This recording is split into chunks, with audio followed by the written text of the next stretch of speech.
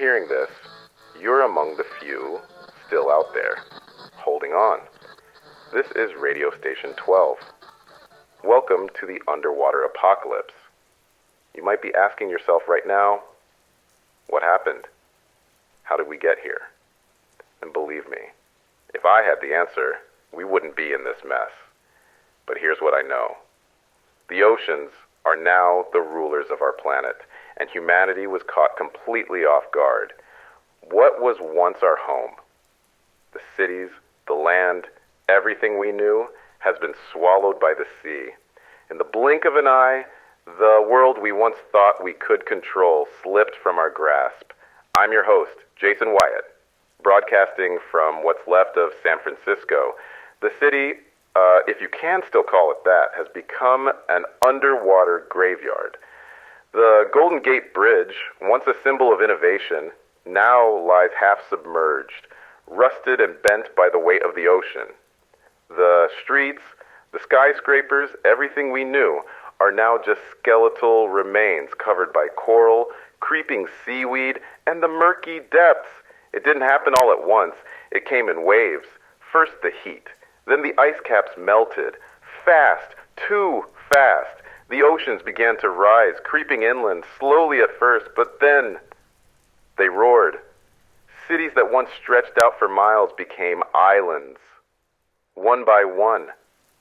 And then it got worse. The tectonic shifts below the ocean's surface, well, let's just say the Earth didn't have our best interests in mind. With the quakes came floods, tsunamis, and storms that no one could predict. In mere months, entire continents were swallowed, and the survivors were left struggling to keep their heads above water. And now, we're here. The few of us who remain. I'm speaking to you from a high-rise building. A makeshift station set up on what remains of one of the tallest structures in this flooded city. Outside my window, it's nothing but an endless stretch of water. The familiar world is gone. And the ocean never stops. It's alive now, not just a body of water, but a force we've never understood. The sea isn't just a backdrop to this apocalypse. It's a living, breathing entity, constantly shifting, constantly moving. It's unpredictable, and it's got its own rules. But we're still here, and that's something. This broadcast is for you, the ones still out there, fighting to survive. We're going to keep you connected. We'll give you updates, survival strategies, and most importantly, stories from other survivors. Stories of loss, of resilience, and of hope, because there is hope. As long as you're still breathing, there's hope. There's no blueprint for this. We didn't prepare for a flood this big, for the world to change so suddenly. But we're adapting. Every day we learn something new about this new world we found ourselves in. And that's why I'm here, to share what I've learned and to learn from you, too. The oceans are relentless, and so are we. Let me take you back just for a moment to when it all started. Some of you may have already heard bits and pieces of the story, but there's no harm in repeating it. Maybe it'll help you understand what went wrong. It started with a warning. The ice caps were melting, sea levels were rising. We all knew it was coming, right? But no one thought it would happen this fast. Governments held meetings, scientists presented data, but in the end, the truth didn't reach us in time. It was just too late. When the floods began, there was a glimmer of hope. They told us it was temporary, that we could rebuild, that the waters would recede. But they didn't. The ocean just kept rising, gaining ground, inch by inch, day after day. The cities that were once shining beacons of human achievement became submerged in a matter of weeks. New York, Los Angeles, Tokyo, all reduced to sunken ruins, buried beneath miles of water. People tried to flee, tried to escape to higher ground, but there wasn't anywhere left to go. The oceans overtook everything. There was nowhere safe. And that's when the animals began to change. The marine life that once lived in the deep was now swimming in places they'd never been. Mutated creatures, predators that had never been a threat to us before now roam the streets, hunting. They've adapted in ways we couldn't have predicted. Sharks, octopuses, even squid, giant terrifying versions of the creatures we used to know, have become the new apex predators. And it's not just the creatures from the ocean. The very environment itself has changed. The weather patterns are chaotic, unpredictable. Storms rise out of nowhere with winds that could tear through steel. And that's why I'm here, to give you the information you need to survive, to keep you from falling victim to the same fate as those who didn't make it. We've been getting reports from survivors across the globe, if you can still call it that. In Miami, a group has built a floating community on what remains of a luxury yacht. They've learned to live off what the ocean provides. In Europe, survivors have turned to the mountains, but they've had to be wary of the ocean's rise. Everywhere, people are adapting, trying to make the best of this new world. But it's not easy. If you're listening to this, you've already made it past the hardest part. You're still here. You found a way to survive this far, but now it's time to learn how to thrive in this new world. We've learned that shelter is key. If you're near a city, find a high place. If you're below water level, it's not just dangerous, it's a death sentence. The lower floors of buildings will collapse under the weight of the ocean. And the deeper you go, the more unpredictable the currents become. Try to stay above water as much as possible. You don't want to be caught in a flood zone. Food and water, two of the most vital things you'll need. There's no grocery store around the corner anymore. But don't despair. There's still plenty out there. Seaweed, believe it or not, is surprisingly nutritious. If you're near the coast, you can find it easily. Fish, if you're brave enough to catch them, are another option. But don't forget, the ocean is a dangerous place now, and the creatures in it are not what they used to be. And as for the predators, well, they're everywhere. Sharks, giant squid, mutated crabs. They'll attack anything that moves. If you're faced with one of them, stay still. Movement draws them in. And if you're underwater, avoid the deeper waters. That's where the big ones dwell. We'll talk more about survival tactics in upcoming broadcasts. But for now, I want to leave you with one thing. You're not alone. This is a community, even if it's just one person at a time. We're all in this together, and we're not going to stop fighting. As long as you're listening, as long as you're holding on, we're going to keep fighting with you. I know it's hard. I know it feels impossible sometimes. I've seen things I can't unsee. Lost people I loved. I've had my moments of doubt, moments when I thought about giving up. But every time I do, I think of you. I think of the others who are still out there. I think of the survivors, the ones still holding on. And that's why I'm still here, to help you survive, to help you make it to the next day. Stay safe, stay vigilant, and most importantly, stay connected. This is Radio Station 12. We'll be back soon with more updates. For now, take a breath. The fight isn't over yet, and as long as we're breathing, neither are we. We're still here, survivors. Still breathing. Still fighting. And tonight we're going to take a look at the world we're trying to survive in. It's not the world we once knew. No, that world is lost beneath the waves, swallowed by a force far greater than anything we could have imagined. The oceans, once thought of as a boundary, now stretch endlessly, claiming everything in their path. From where I sit atop this high rise, I can see the extent of the devastation. Below me, there's a city that once thrived, San Francisco. It's barely recognizable now. The skyline has changed. Skyscrapers that used to pierce the clouds now seem like towering coral reefs, draped in seaweed and home to all manner of strange marine life. What was once a street-level view of bustling crowds is now a submerged world of abandoned vehicles, broken glass, and the eerie silence of a city left behind. The streets are still there, mostly. You can make out the outlines of old buildings, their tops just peeking through the water, coated in moss and barnacles. Some of these structures have been hollowed out by the relentless tides, their windows shattered, exposing their skeletal frames to the ocean's constant push and pull. Buildings that once housed entire neighborhoods are now silent tombs. Some are half sunken, with just their tops visible above the waterline, while others have completely disappeared beneath the surface, their last remains hidden from sight. And then there are the new inhabitants of this world, the creatures of the deep. The ocean is no longer just a place of calm and beauty. It's a new ecosystem now, a living, breathing entity. In the absence of humanity, nature has begun to flourish in strange and terrifying ways. Schools of fish, once confined to the depths, now swim lazily through what used to be office buildings, turning once bustling workspaces into underwater havens for aquatic life.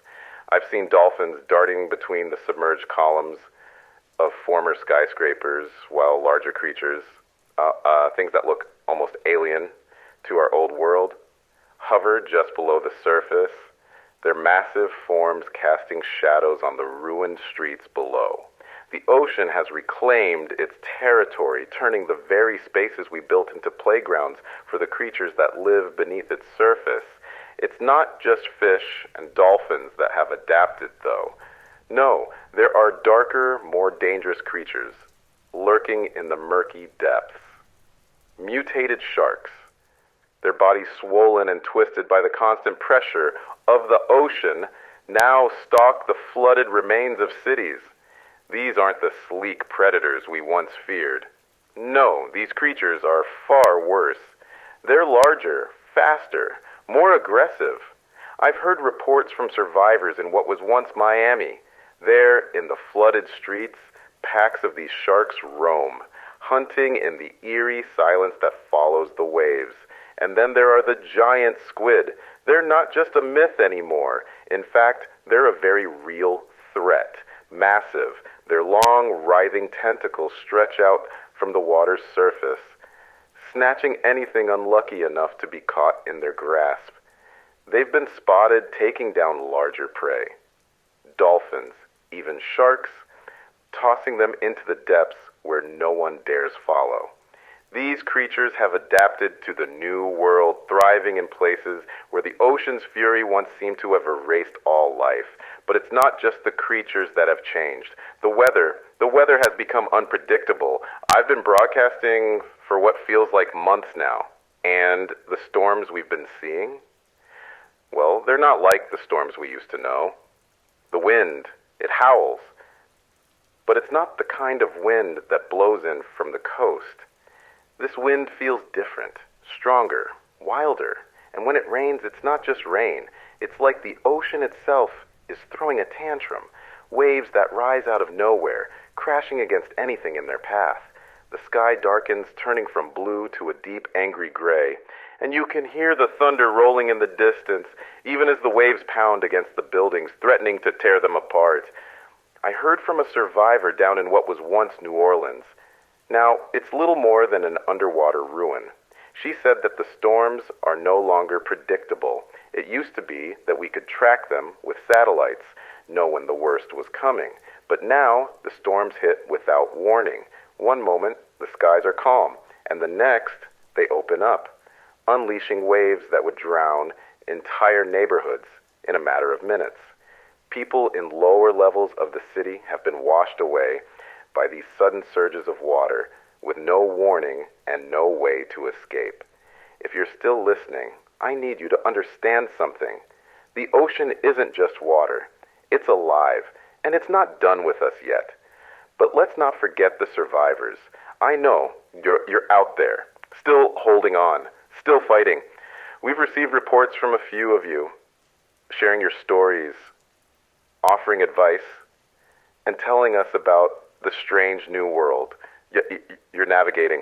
One message came in earlier from the remnants of Miami, and I have to say, what they're doing is impressive. The survivors there have built a floating community, using whatever scraps they could find. Their base is a luxury yacht, and they've turned it into a small, makeshift island. They've even managed to grow some crops on deck, though they're constantly battling the elements and the sea life that seems determined to take over. In fact, I heard that dolphins have started to follow the survivors, not as pets, but as protectors of sorts. They've been seen swimming alongside the yachts, darting beneath the hulls, keeping a close watch on the waters around the survivors. It's a strange sight, but one that has brought hope to those clinging to life on these floating islands. They say the dolphins act as sentinels, warning of predators before they appear. For now, they're a symbol of the tenuous balance between the survivors and the new world. But it's not all calm waters out there. In some of the more isolated areas, survivors have reported that the ocean isn't just a barrier, it's a hunter. The currents are getting stronger, pushing ships and boats off course, leading them straight into the jaws of danger. There's a place, they say, in the Caribbean, what was once a thriving port city, where the ocean currents have turned into deadly whirlpools, pulling anything unlucky enough to wander too close into the depths. A few survivors attempted to navigate these waters, only to be caught by the currents, never to be seen again. It's a cruel irony, isn't it, that the very waters we once relied on for travel and trade are now our deadliest enemy. The ocean has shifted, and with it, the rules have changed. So, what does this new world look like? It's a place where human civilization has fallen, but nature has not only survived, it's thrived. The old buildings, the abandoned streets, the vehicles rusting in place, these are now the bones of a long-dead world, home to creatures of unimaginable size and strength. It's a place where the ocean has claimed everything, but it hasn't stopped. It's still moving, still growing, still pushing forward. And we're just trying to stay afloat. We're learning to adapt one day at a time. The old world may be gone, but there's still a chance if we can figure out how to live in this new one. So hold on tight, survivors. The journey isn't over yet. Survival isn't just about hanging on. It's about adapting, using the resources around you, and outsmarting the threats that want to end us. So if you're still out there, if you're still fighting, this broadcast is for you. We're talking about survival, and not just any kind of survival. We're talking about surviving in a world where the ocean has taken over. A world that seems to drown every hope, every dream, but where a few of us are still managing to hold on. The first rule of survival in this new world: find shelter. And I'm not talking about just any shelter. I'm talking about a place that can protect you from the elements, predators, and the weight of the water pressing in from all directions. Stay above water if you can. This is one of the most basic yet crucial pieces of advice I can offer. The lower floors of buildings are not just flooded, they're often unstable, weakened by the constant erosion of water and time. Don't trust them to hold. The ocean will break through at some point, and when it does, you want to be as high up as possible. A high-rise building might seem like a safe bet, but keep in mind, they are not impenetrable. Look for structures with solid foundations, those that were built to withstand the weight of the ocean's pressure. You're looking for something that's above sea level, but also stable enough not to be swept away with a sudden storm surge or shifting current. If you're in a more isolated area, consider floating shelters. These aren't luxury resorts. They're makeshift rafts, constructed from scrap materials you can scavenge. Take whatever you can find: old boats, barrels, doors, even large planks of wood. Attach them together, and if you can, reinforce them with ropes, vines, or any kind of sturdy material. These floating structures will allow you to stay mobile and avoid the dangers that lurk in submerged buildings. They'll help you stay afloat, quite literally.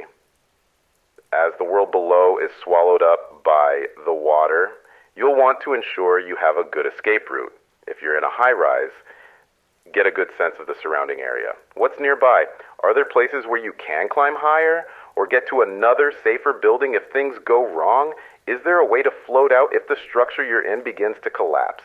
Knowing your exits is key, because one thing's for sure: the ocean doesn't care if you've made a home out of the ruins. If it wants to take it back, it will. Survival comes down to resources, and one of the most urgent needs will always be food and water. But in a flooded world, those are not easy to come by. Scavenging for resources will become your second nature, and you've got to be resourceful if you're going to survive. For water, if you're not near a clean freshwater source, you'll need to rely on whatever you can find. The first step, boiling it. Salt water will not hydrate you. It will do the opposite. So if you find fresh water, even if it's tainted, boil it. If you don't have a proper stove, consider using a makeshift fire or solar stills. Solar stills are simple to create. You'll need a container, clear plastic, and a bit of patience. The principle is easy. The sun heats the water, causing it to evaporate, and then condense on the plastic, which you can collect. Food? Scavenging for food is a delicate balance of desperation and ingenuity. You'll need to look for canned goods, anything sealed and preserved, old grocery stores, abandoned homes, even the occasional cargo ship might hold cans of beans, soup, or vegetables. But remember, cans aren't the only option. If you're near the coast, look for seaweed. I know it might sound unappetizing at first, but seaweed is incredibly nutritious. It's packed with minerals and protein, and it's readily available in many coastal areas. There are many types, from kelp to nori, and while you might have to get used to the taste, seaweed will keep you alive longer than you'd think. If you're feeling bold and you've got the means, you might be able to fish for food, but be cautious. The waters aren't the same. Predators of all sizes now lurk in the deep, and fishing in these new waters isn't just about catching a meal. It's about avoiding becoming one. Keep your distance from the open sea unless you're sure it's safe. Look for shallow waters near ruins or coral reefs. Fish tend to gather there, but be ready to make a fast retreat if you see any signs of predators. The ocean may have become a sanctuary for some life forms, but it's also become a hunting ground for others. The predators that prowl the deep aren't like the ones we knew before. They're larger, more aggressive, and sometimes far more dangerous. Sharks are the first predators you'll encounter, and the most common. They've adapted to this new world, and they're not afraid to get close to the ruins, following the scent of prey. Here's what you need to know. Sharks are drawn to movement. If you find yourself in the water and see a shark circling, stay as still as possible. Don't thrash around. If you stay still, the shark might just lose interest and swim away. Sharks attack by surprise. If you're in a structure like an old submerged building, check for movement in the water before you dive or enter. The last thing you want is to surprise a shark. Or worse, a pack of sharks. Giant squid are another terrifying presence. These creatures are elusive. But if you encounter one, here's what to do. Don't engage. Unlike sharks, squid are more likely to retreat if not threatened. However, if one locks onto you, defend yourself by targeting their sensitive eyes. Squid are highly intelligent, and a flash of light or a sudden move may disorient them just long enough for you to get away. Avoid the deep water. Squids are ambush predators and often wait in the deeper waters, blending with the shadows. Stay in shallow areas where light still penetrates the water. When it comes to marine predators, understanding their behavior is key to avoiding them. In general, animals like these are just as afraid of us as we are of them, if not more.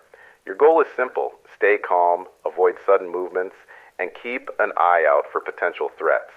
Out here in the deep blue chaos, communication is vital. You might feel isolated, but you're not alone. There are others like you, scattered across the remnants of cities and the forgotten coasts. If you want to survive, and if you want to know what's going on in the world beyond your shelter, you'll need to figure out how to communicate. Makeshift radios can be a lifesaver. Old tech, yes, but it works. If you're lucky enough to have access to a radio, use it. Tune in to the old frequencies, the ones people used to rely on before the world sank beneath the waves.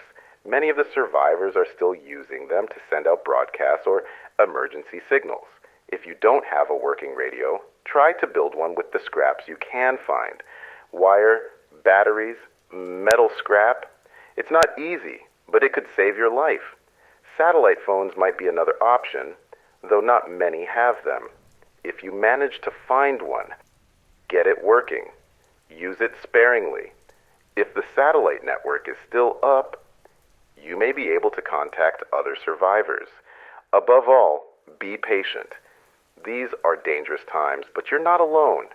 And if you keep your eyes open, you might just hear from others out there. The transmission fades out momentarily, but the voice comes back, steadier now, full of purpose. Survival is never easy, but it's always possible. Stay strong, stay smart, and above all, stay alive. I remember when the world was different. A time when the sky wasn't always shrouded in the gray of endless storms, and the oceans didn't stretch out like an unbreakable force, swallowing everything in its path.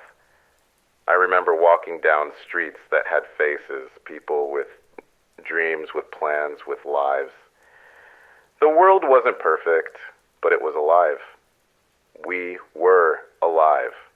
I used to work in a small office, nothing special. I sat in front of a screen, typing out reports, watching the hours slip by in silence. My life was quiet, predictable, even comfortable. The biggest challenges I faced were meeting deadlines, handling traffic, managing to get a good night's sleep. Simple things we took for granted.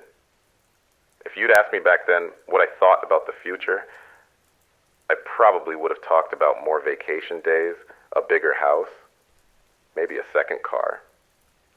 I never imagined that one day I'd be standing at the edge of a sunken city, broadcasting into the void, clinging to whatever fragments of humanity I could find. But then the ocean started to rise, slowly at first, almost imperceptibly, like the earth was trying to warn us. We didn't listen. By the time we realized what was happening, it was too late to turn back. It's hard to explain to anyone who wasn't there how quickly everything changed. It wasn't like a movie. There were no dramatic explosions or instant destruction. It was more like a gradual drowning. The world seemed to sink, inch by inch, until entire cities were submerged in just a matter of days. People thought they could outsmart the water. They thought they could outrun it. I lost my son to the waves. He thought he could outswim the rising waters. He was only 12 years old, and in his eyes, he was invincible. The last time I saw him, we were standing on the roof of our apartment building, watching the water creep closer. His eyes were wide, filled with that fearless energy only a child can have. He told me he could swim to safety, to higher ground, to a place where the floodwaters couldn't reach. I begged him to stay. I told him the currents were too strong. I told him that no one was fast enough, not even the strongest swimmer. But he didn't listen. He jumped, and I watched as he vanished into the water. I waited for hours, days, hoping he'd come back, but he didn't. He was lost to the ocean, just another casualty in a world that no longer cared. The pain of losing him. It's something you never truly prepare for. It's a weight that stays with you, that becomes part of you. It's not something you can escape, not something you can outrun. You carry it with you, every step you take, every decision you make. And sometimes, when you're alone in the dark, when the water is silent around you, you can almost hear his voice. A whisper carried on the wind, a reminder of the sun I'll never see again. Surviving this world isn't just about finding food or shelter. It's about the quiet moments, the emptiness that presses in on you when you're alone, when the sounds of the world have faded away. I've heard it said that isolation is one of the hardest things to bear, but I never truly understood it until now. In the beginning, when I first started surviving on my own, I thought I was doing okay. I found shelter. I gathered what I needed to stay alive. But then the loneliness hit. It's strange, isn't it? How silence can sometimes feel louder than 1,000 voices. When you're surrounded by the nothingness of the ocean, the absence of human life becomes suffocating. There's a kind of madness that creeps in. The world becomes too quiet, too empty. You start talking to yourself just to hear something, anything, break the silence. I've spent countless nights staring out over the water, wondering if anyone else is still out there. Are there others who are still trying to survive just like me? Or has the world truly ended and I'm just the last one left? And then there's the memory of the others I lost. Friends, neighbors, strangers I once shared a smile with. They're gone now.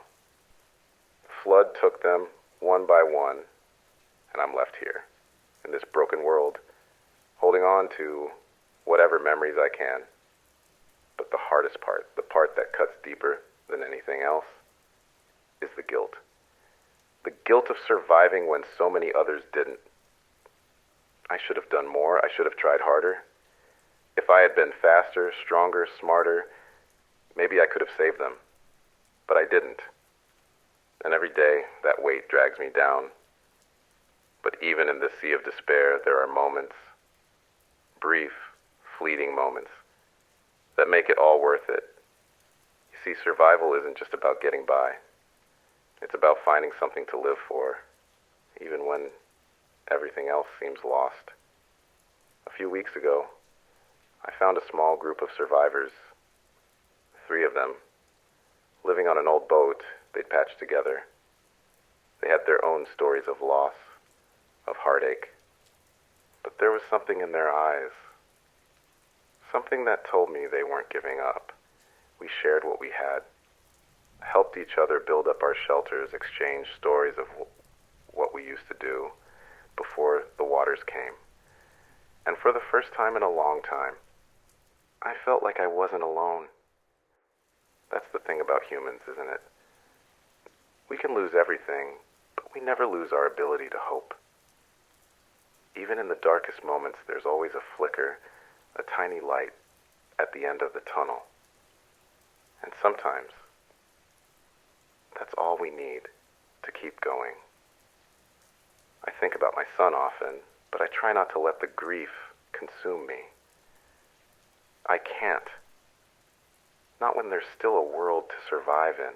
Not when there are others out there fighting to stay alive just like I am. The ocean may have taken so much from us, but it hasn't taken everything. There's still hope, still the chance to rebuild. It's the only thing that keeps me going, the only thing that can keep any of us going. We may be drowning in this world, but we're still here. We're still fighting.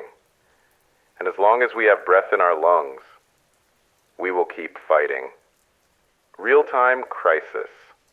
A live broadcast in the eye of the storm. This is your broadcaster, live coming to you from what's left of this crumbling city. It's been a quiet few days, but I can feel the change in the air. Something's coming. Something's out there. Wait, I hear something. There's movement in the water outside. It's getting closer. I don't know what it is, but I can feel it. The building's starting to shake. And that sound, that deep rumble, it's not the usual occurrence. This is something different. The building is rocking now. Not just a tremble, no, this is something else. Something massive. The walls creak under the strain, and the floor beneath me feels like it's losing its grip on reality. This isn't the first time the structure has quivered, but tonight it feels different. There's a heaviness in the air, a weight pressing down on everything. I glance nervously toward the broken windows, where the sea used to be just a horizon. It's now a living, breathing monster. Waves crash against the remnants of the city skyline, and the storm is beginning to pick up. The wind howls, rattling whatever's left of the building's frame. And then, just as I'm about to speak, I hear it. That low, guttural sound reverberating through the water. It's like the earth itself is groaning in pain. Something is coming. Listen closely, everyone. Stay inside and stay quiet. Whatever's out there, it's big and it's moving fast. I'm trying to stay calm, trying to think rationally. But the sound, oh God, the sound, it's not something I've heard before. It's like a deep thrumming. Beneath the surface, something huge, something with mass. Each pulse of the water seems to rattle the entire city. The creaks and groans of the building are deafening. The walls shake harder, and I hear something scraping against the outer walls like claws scraping over metal. I press my ear to the receiver, trying to pick up any more information, anything that could give me a clue about what's happening outside. But all I hear now is the storm, the crashing waves, and the faint noise of whatever it is out there moving in the water. I'm hearing something moving closer, circling around the building. I don't know if it's an animal or something else. The surface is bubbling, like it's trying to break through. If you're listening, stay inside and stay silent. Whatever it is, it's attracted to noise. It's the only reason I'm still alive right now. I know some of you are probably out there on makeshift rafts or floating platforms. If you hear my voice, stay still. Stay out of sight. The building creaks again, louder this time. The shaking intensifies. A loud crack echoes through the air, followed by another sharp sound that makes my heart race. The wind is picking up now, battering against the remaining windows. And I'm certain that if I stay here for too much longer, the walls will come crashing down around me. This is getting worse. Whatever is out there, it's circling me. I think it's stalking the building. The ocean's temperature has dropped. Do you hear that? The air feels colder, and the pressure's building. Something's underneath us. I glance outside once more, eyes scanning the darkened waters. But all I can make out is the endless abyss. The occasional flash of lightning illuminates the scene for only a split second, revealing the shadows of something enormous moving beneath the surface. I can hear it now, the deep, rhythmic thudding of something big, too big to be ignored.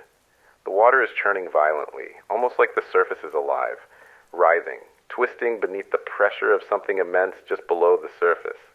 The storm above me is relentless. Waves crash like thunder against the decimated city, some tall enough to come up to the second floor of the building, soaking everything in their path. The wind shrieks through broken windows, rattling the remaining glass. If you're listening, stay low, stay quiet. Do not make a sound. Whatever this is, it's listening, it's hunting. And if you don't remain still, if you don't stay hidden, it will find you. The water's rising faster now. I'm not sure how much longer this building will hold. If you're out there and you're hearing me, move to higher ground. Get to the tallest structure you can find. Do not stay on the ground level. The predators, it's here. Something just struck the building. I can hear it. Oh God, it's massive, whatever it is. It's huge. I don't know how long it's been since the broadcast cut off. The winds outside are howling even louder now, and the structure is groaning under the strain. The storm continues to rage, and I can still hear the deep thuds echoing from the depths. But I know one thing for sure now. Whatever was out there, it's not gone, and I'm not safe. This is John, broadcasting from the remnants of what was once Seattle. My family and I, well, we've made something of a home here. I know it's not much, but it's enough. We've created a floating community. There are others like us, some from old neighborhoods, some strangers. We're looking for more people to join us. We've scrounged enough supplies to keep us going for a while, and we've figured out how to make clean water from the ocean. It's not perfect, but it's working. Every day, we get stronger. The storms haven't been kind, but they haven't broken us yet, and they won't. we can rebuild together. Hi, my name is Jacob. I'm an engineer. I was in New York when the flood started. I had my family, my wife, my 2 kids. They didn't make it. After the storm passed, after the waves had finally receded, I was left alone. For days, I wandered through the ruins of the city, scavenging for whatever I could find. I couldn't just sit around and wait to die, so I started fixing things. Anything. Makeshift generators, water purifiers. You learn how to adapt. I found a few others, fellow survivors. We've built a small shelter on the outskirts of what's left of the city. We've rigged up a filtration system, and we're growing food in small hydroponic farms. It's not much, but it's a start. We've been working to keep our community alive, and we're doing it one day at a time. That's what we've learned. Don't look too far ahead, just take it one day at a time. Hey there, this is Yuvi. I was a chef before everything changed. I used to run a restaurant in San Francisco. Now, I'm running a different kind of kitchen. It's not fancy, but it's ours. I've been cooking for a small group of survivors in what's left of the city. You'd be amazed what you can make with the right ingredients. There's always something to scavenge, even if it's not what you're used to.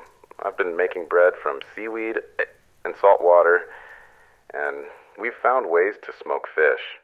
It's not the fine dining I once made, but it fills bellies, and that's what matters. I know it's hard, trying to make the best of things when everything is falling apart, but I've seen so many people help each other. We've got a small community of strangers and everyone pitches in. Some people are good with electronics, others with farming, and others are just good with a smile when things get dark. We've been helping each other stay positive and fight for survival. It's the little things that keep us going, like a good meal, shared between friends. The voice that comes through next is firm and encouraging, full of the kind of positivity that comes from working with people through even the hardest times. There's a sound of children playing in the background, a rare and beautiful sound in a world that's lost so much. Hello, my name is Richard. I'm a teacher.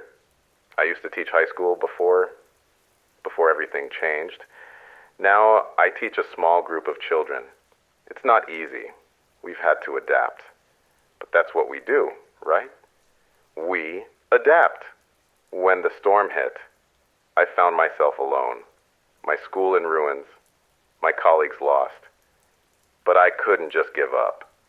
I gathered the kids I could find. Some were my own students, others were strangers, and we've made a little school. We teach each other what we know. I've taught them math, history, and a little bit of hope. They've taught me how to survive, how to live in this new world. We're not just surviving, we're learning, we're living. Some days are harder than others, but every day we have a new lesson, a new challenge. We've learned how to grow food in small plots. We've learned to communicate using old radios, and we've learned to work together. That's the real lesson here. We've learned that no matter what happens, we can keep going, and we will. This is Tom, broadcasting from the outskirts of what was once Chicago. I've been traveling for weeks now, scoping out the best routes for survivors to take. The world out there, it's not safe. But there are places, small communities, where people are making it work. If you're listening, and you can hear this, know that you're not alone. I've seen people come together in ways that, before all this, I would never have believed possible. In the ruins of Chicago, there's a group of people building shelters from the debris. They're using solar panels to power what they can. It's not easy, but they're making it work. There's hope, there's a future, even if it feels impossible right now. And if you're out there and you're listening, just know this. There are people out there who want to help. We're all looking for each other. Don't give up. Stay safe, keep moving, and we'll meet again.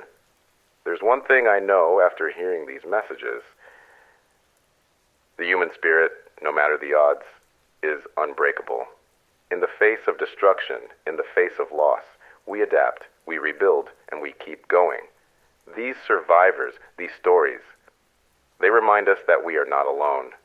We are all in this together, and together we can rebuild. This is Radio Station 12, bringing you the voices of the survivors, the stories that echo through the submerged ruins of our world. As we've heard today, humanity is still fighting, still searching for hope, even in the darkest depths of the ocean. From makeshift communities floating in what's left of the cities, to individuals who have carved out their own survival, the will to endure is as powerful as the tides themselves. Today, we've learned from the floating families like Emily and her children who've created a lifeline among the wreckage. We've heard from Jacob, the engineer who never stopped fixing what was broken, even when his world crumbled around him. Rita, the chef, turned scarcity into sustenance, feeding hope alongside her meals.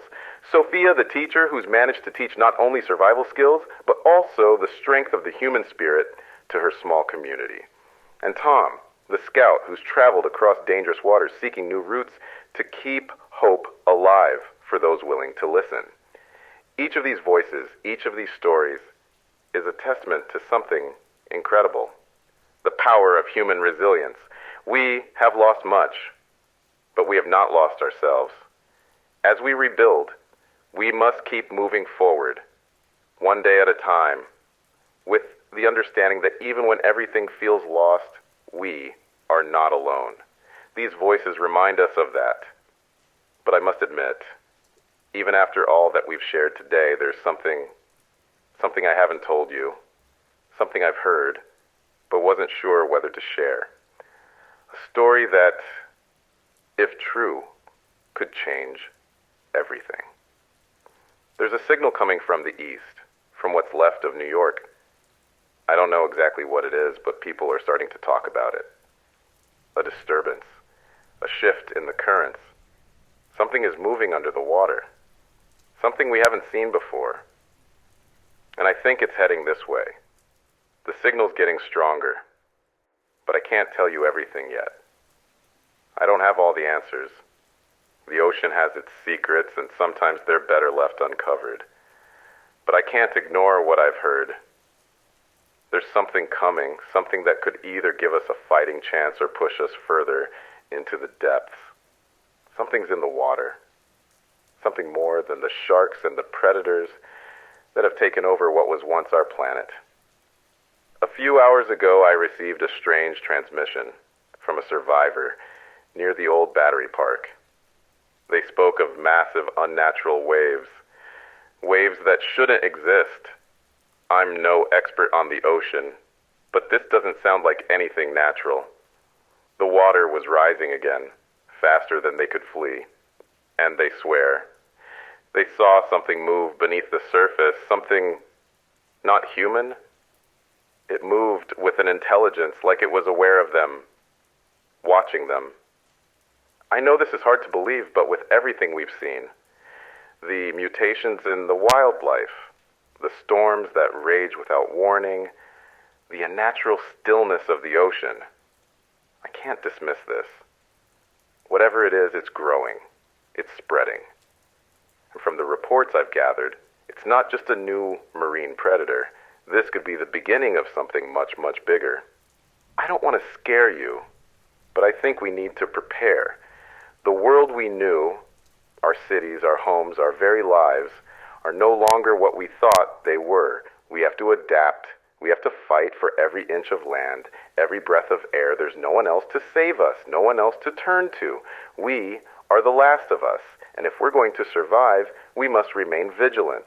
We must prepare for what's coming, because whatever it is, it's coming fast.